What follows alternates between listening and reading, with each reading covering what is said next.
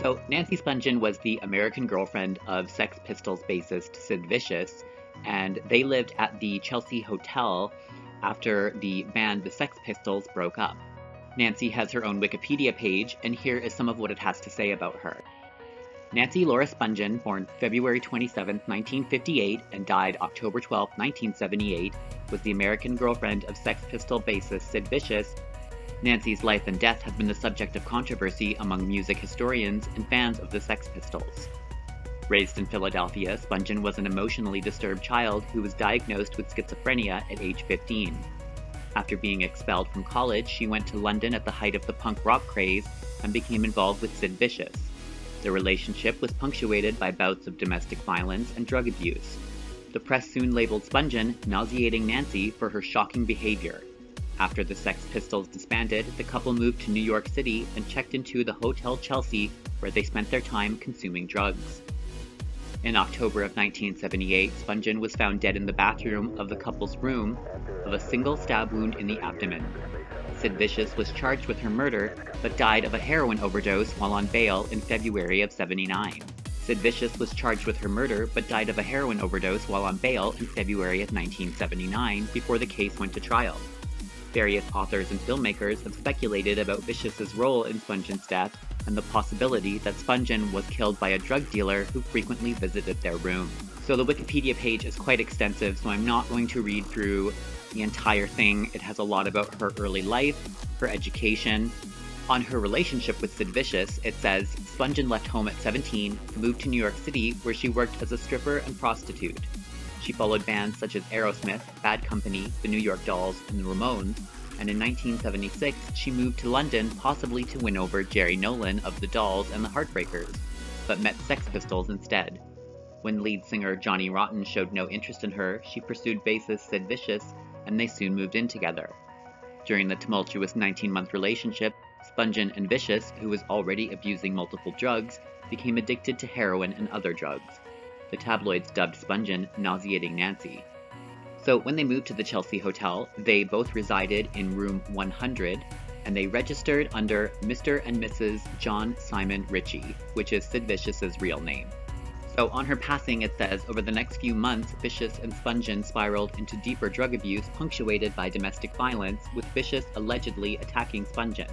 Their relationship ended violently on October 12, 1978, when Spungen's body was found under the sink in the bathroom of their room at the Chelsea Hotel. Spungen had suffered a single fatal stab wound to the abdomen. Vicious reportedly owned the knife that made the wound. Vicious was immediately arrested and charged with second-degree murder. He pleaded not guilty and was released on bail. 4 months after Nancy's death, he died of a heroin overdose before the trial could take place, and consequently, the NYPD closed the case. Spungen was buried in her hometown of Philadelphia.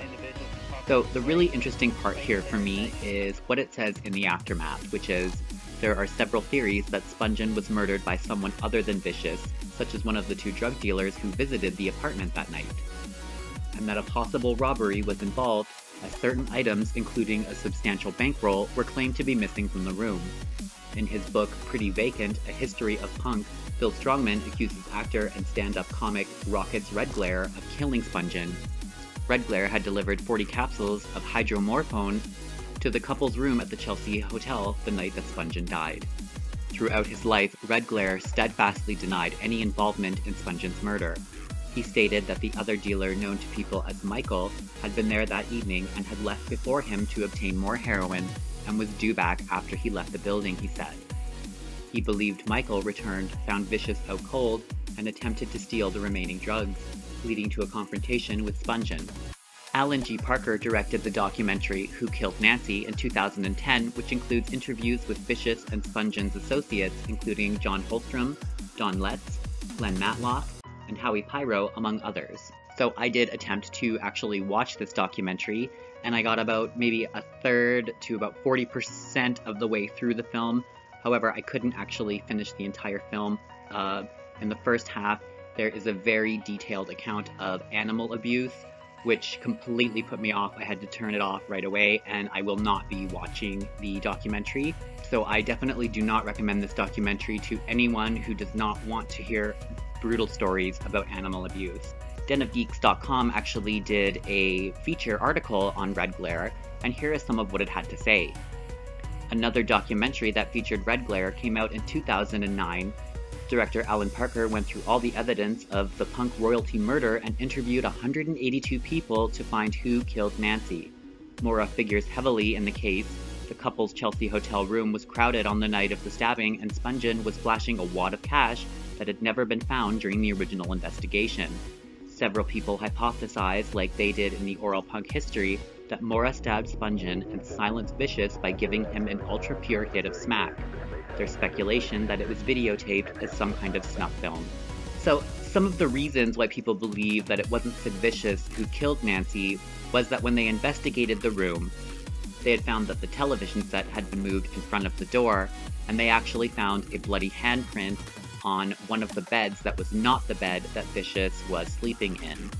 This apparently was not considered or investigated further by investigators who were pretty sure from the beginning that it was Vicious who ultimately killed Nancy. Another theory about what happened is that Sid and Nancy actually had a death pact, and that an argument broke out that night at the Chelsea Hotel when Sid Vicious tried to back out of the pact, and that he accidentally stabbed her after she rushed him while he still had the knife in his hand. As for what really happened, I really don't know, but I thought this was very interesting because this is probably one of the most famous stories from the Chelsea Hotel. Just a little random fact for you, the day that Nancy died at the Chelsea Hotel was also the first day that Quentin Crisp spent inside the Chelsea Hotel. So that's pretty much all I have for you today. I hope you guys found this video interesting. I want to thank you guys for all the comments and the likes. Please feel free to check out some of my other Chelsea Hotel videos, and if you haven't yet subscribed, please consider doing so by clicking the kitty, and I will see you guys again for my next upload.